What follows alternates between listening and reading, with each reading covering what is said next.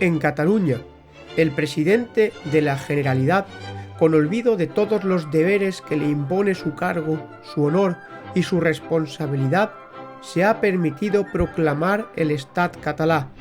Ante esta situación, el Gobierno de la República ha tomado el acuerdo de proclamar el estado de guerra en todo el país.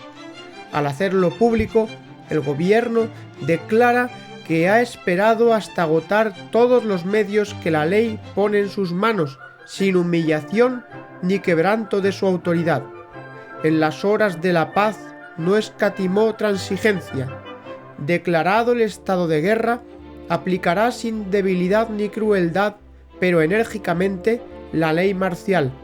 Está seguro de que ante la rebeldía social de Asturias y ante la posición antipatriótica de un gobierno de Cataluña que se ha declarado faccioso, el alma entera del país entero se levantará en un arranque de solidaridad nacional, en Cataluña como en Castilla, en Aragón como en Valencia, en Galicia como en Extremadura, y en las Vascongadas, y en Navarra, y en Andalucía, a ponerse al lado del gobierno para restablecer con el imperio de la Constitución, del Estatuto y de todas las leyes de la República la unidad moral y política que hace de todos los españoles un pueblo libre de gloriosas tradiciones y glorioso porvenir.